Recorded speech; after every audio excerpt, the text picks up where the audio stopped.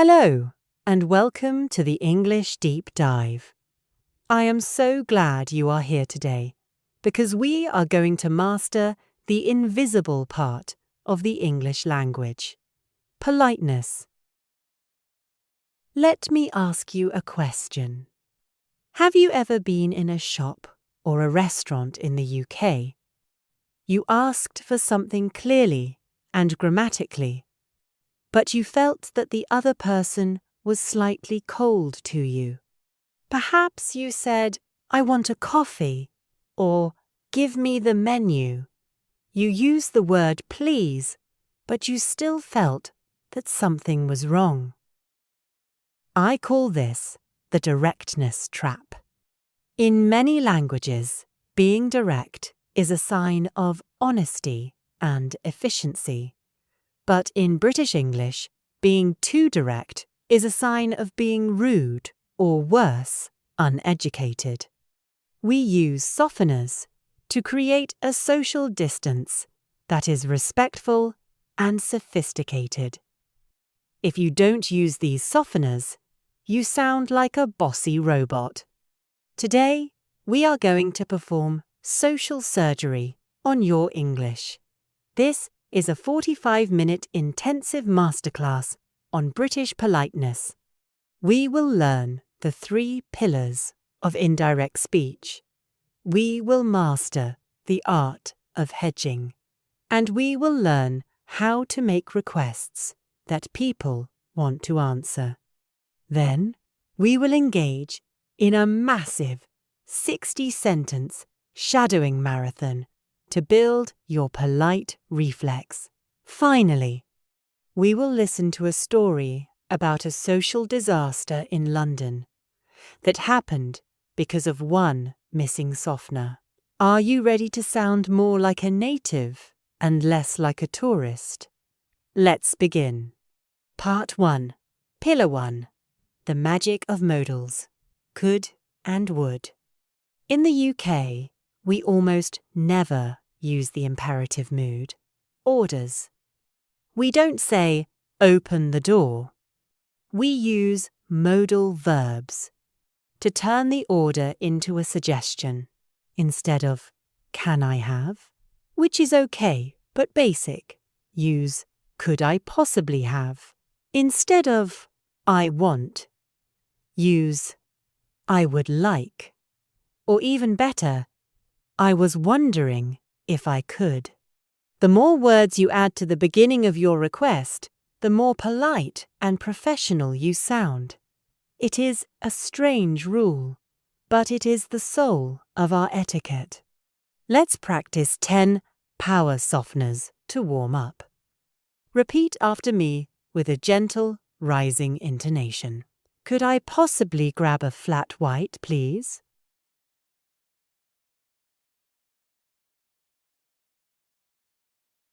Would you mind if I sat here for a moment?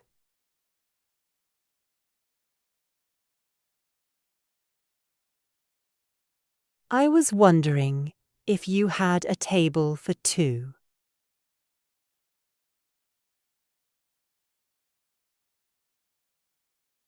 Do you happen to know where the station is?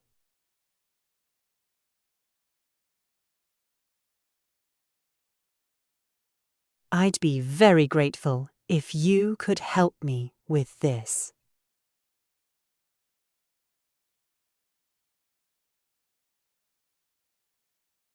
Could you perhaps run those figures by me again?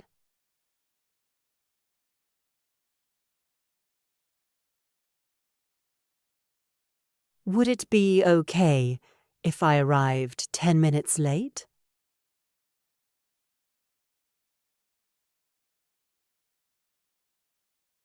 I was just thinking that we should touch base later.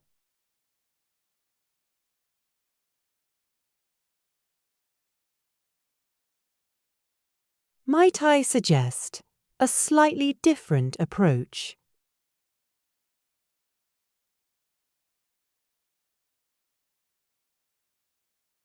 If it's not too much trouble, could you call me back?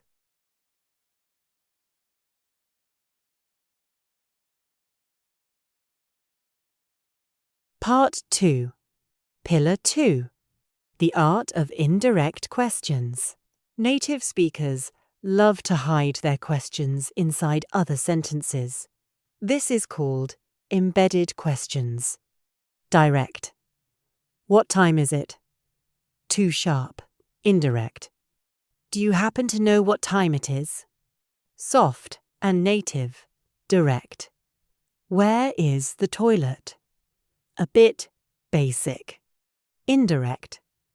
I don't suppose you know where the nearest toilet is, do you? Very British.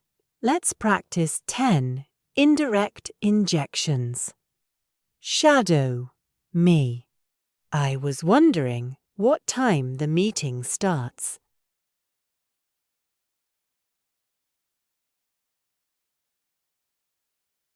Do you happen to know if the bus is running late?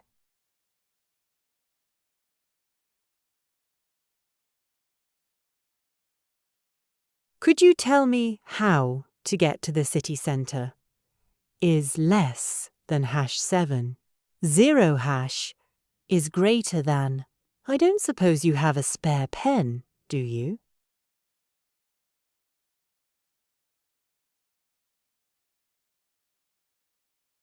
I'm not entirely sure where I left my keys.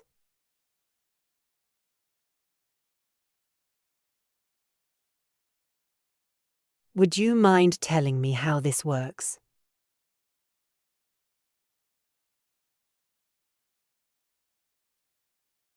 I was curious to hear your thoughts on the matter.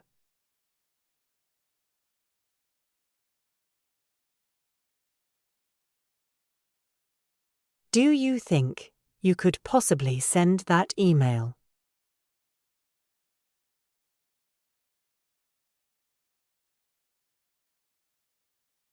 I was wondering if you'd like to join us for lunch.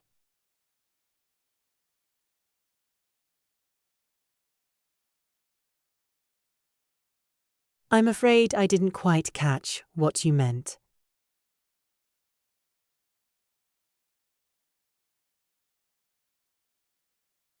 Part 3. Pillar 3. Hedging. How to disagree politely. In Britain, we hate conflict. If we disagree, we don't say, "You are wrong." That is a social crime. We use hedging, words like quite, actually, to be fair, and I'm inclined to think. Instead of, "That's a bad idea," say, "To be honest, that might be a bit of a long shot." Instead of, "I don't agree," say, "I see where you are coming from, but I'm not entirely convinced." Let's practice 10 diplomatic chunks. To be fair, the deadline is a bit tight, isn't it?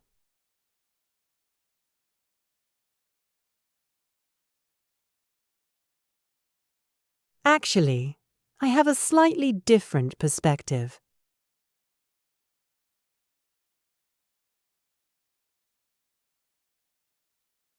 I'm inclined to agree with the manager on this.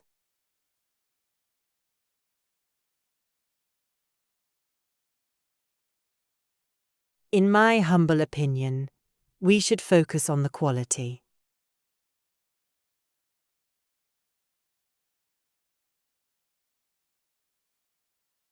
It's not exactly rocket science, but it's difficult.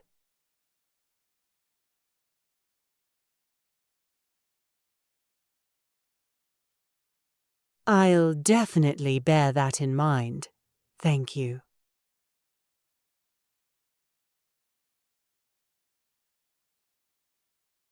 Honestly, I think we should look at the big picture.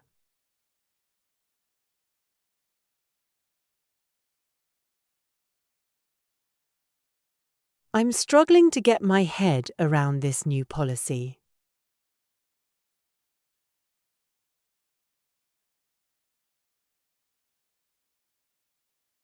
I couldn't agree more with what you've just said.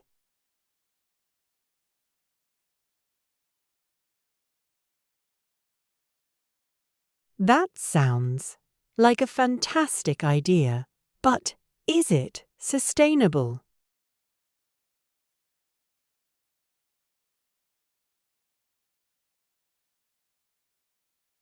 Part 4. The Master Shadowing Marathon. Now, we enter the core of our transformation. We are going to practice 60 sentences covering service, English, professional talk, and social connections. This marathon is designed to build your native reflex. Section A. Service English, cafe, shop, and travel. Could I possibly have a glass of tap water, please?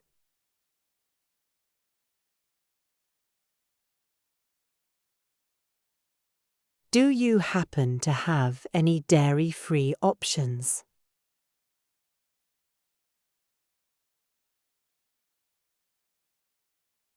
I'd like to return this shirt, if that's okay.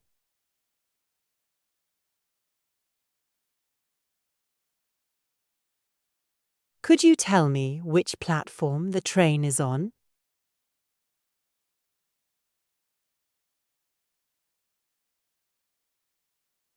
I was wondering if I could pay with a card.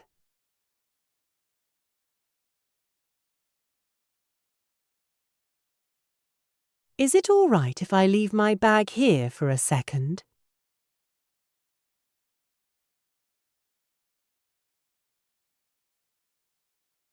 Do you think you could point me to the museum?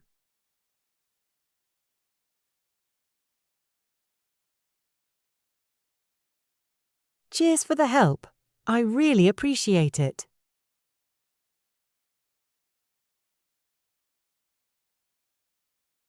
Keep the change and have a lovely afternoon.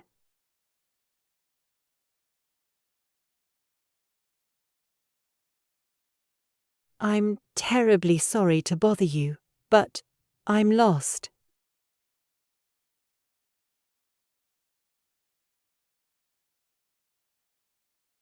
Would it be too much trouble to get a receipt?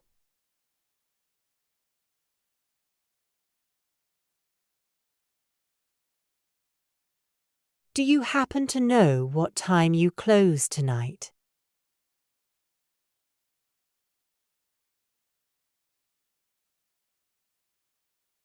I'll just grab a quick sandwich to go. Thanks.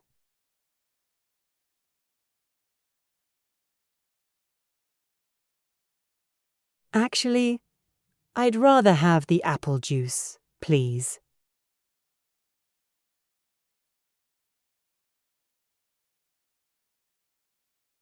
No worries at all. I'll wait over there.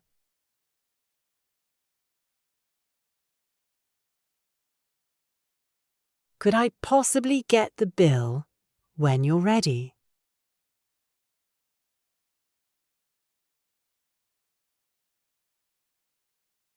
The meal was absolutely superb, thank you.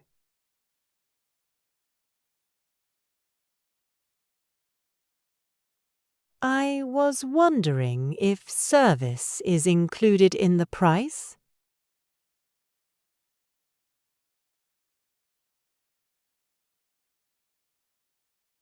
Take care and have a safe journey home.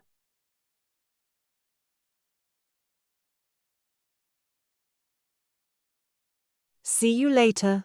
Thanks for everything.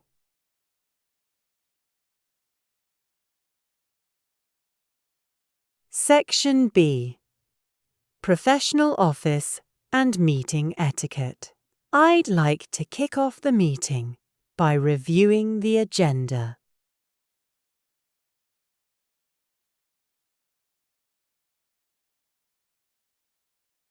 Could you please clarify your position on the budget?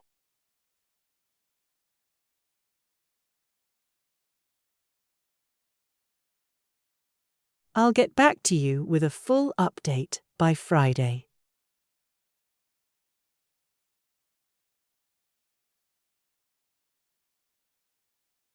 We need to make sure we are all on the same page.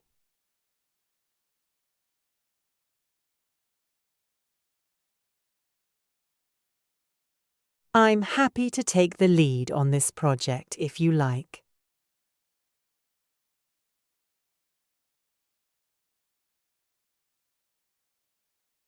Let's touch base later this afternoon to discuss this.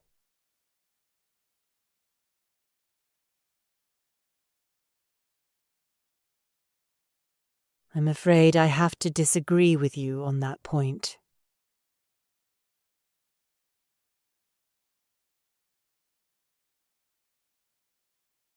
To be honest, I've got a lot on my plate right now.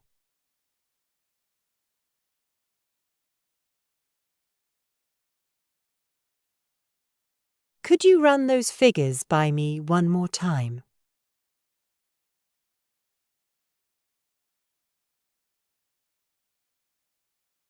I'll definitely bear your suggestions in mind.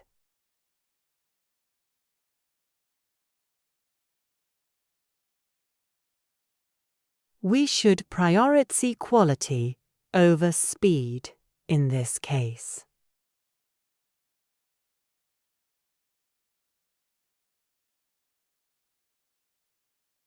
Shall we call it a day and finish the rest tomorrow?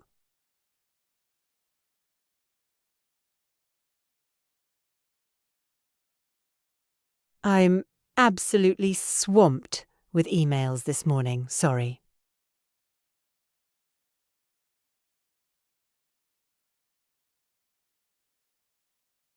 I didn't quite catch that. Could you repeat it?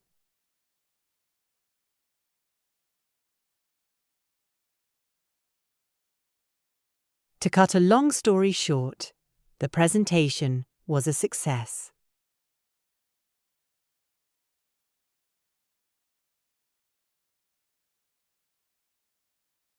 It was a pleasure doing business with you today. Cheers!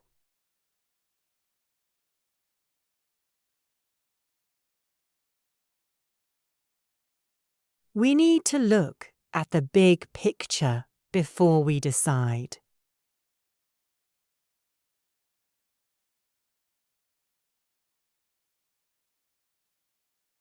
I'm not entirely sure I understand the new policy yet.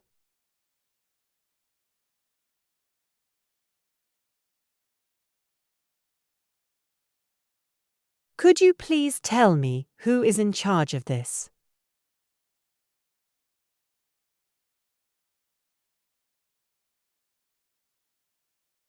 I'm really looking forward to our collaboration.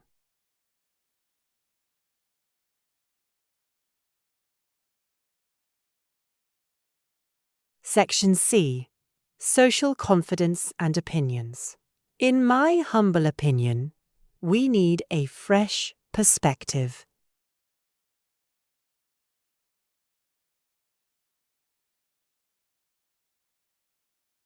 I'm inclined to agree with the general consensus.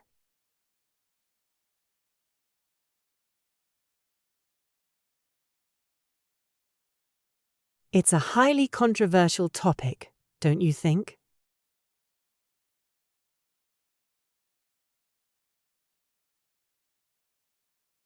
I think it's important to take it with a pinch of salt.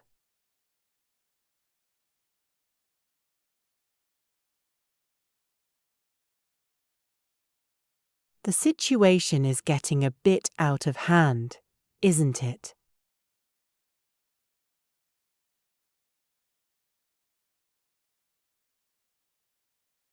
I'm absolutely chuffed to bits with the final result.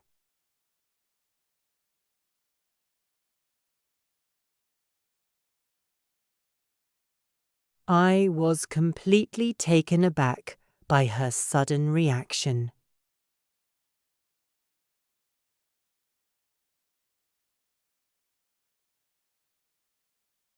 It's a bit of a touchy subject, so tread carefully.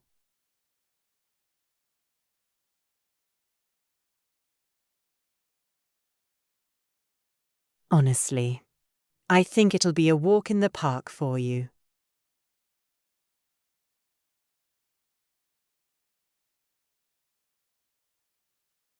I really need to get round to fixing that broken light.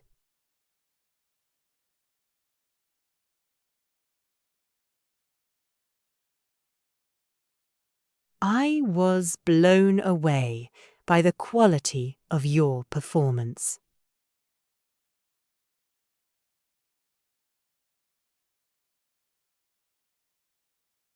It goes without saying that consistency is the key.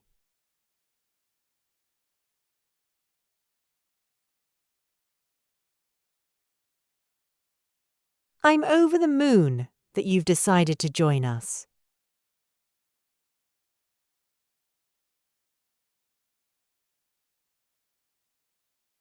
Wait, you've actually been to the Highlands?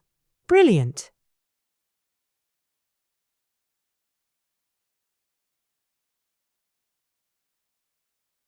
Take it from me. You are doing much better than you think.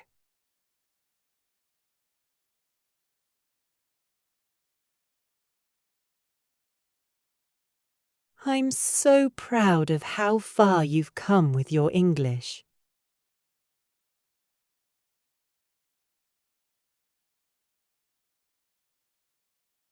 Everything will be better if we just stay consistent.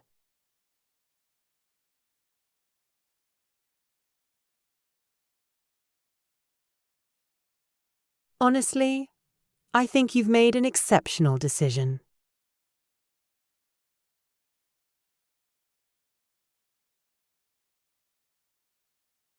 I'm looking forward to our next masterclass together.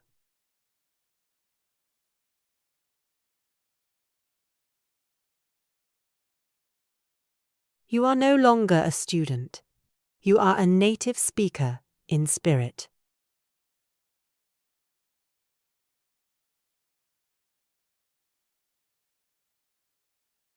Part 5. Story Mode. An awkward dinner in London. Now, let's put it all together. Imagine a man named Thomas. Thomas was an engineer from Germany, and he was very direct. One evening, he was invited to dinner at his British colleague's house. When the food arrived, Thomas tasted it and said, "This is too salty." The room went silent. His colleague looked hurt. Thomas didn't understand. "What?" "I'm just being honest," he thought. Later, he wanted a glass of water. He looked at the host and said, "Give me some water." Again, the atmosphere became awkward. Luckily, his friend Clara was there. She whispered to him, "Thomas, use your deep dive tools." Thomas took a breath and tried again. When the host offered more vegetables, Thomas said, "To be perfectly honest, I'm a bit full, but thank you, they look exquisite." And when he needed more water, he said, "I was wondering if I could possibly have another glass of water, please."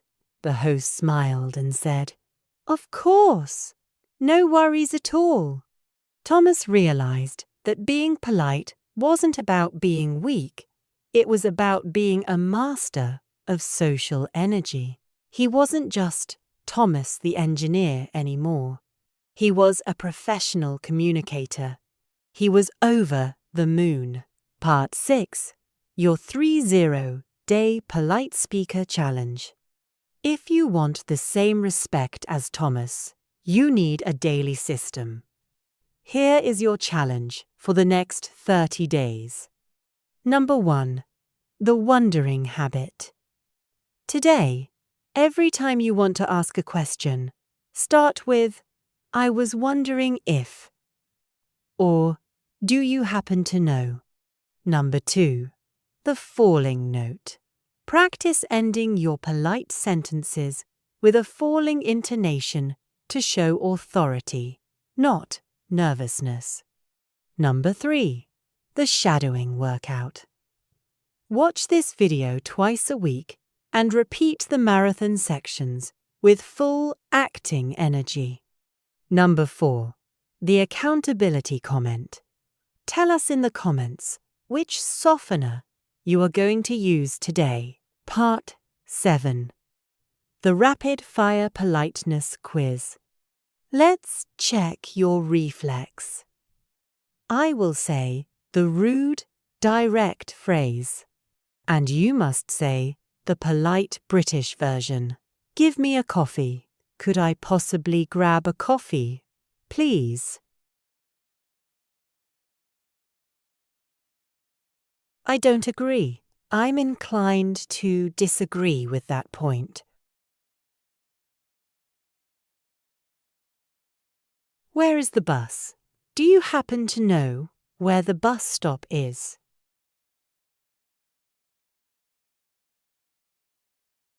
Help me with this. I was wondering if you could possibly lend me a hand.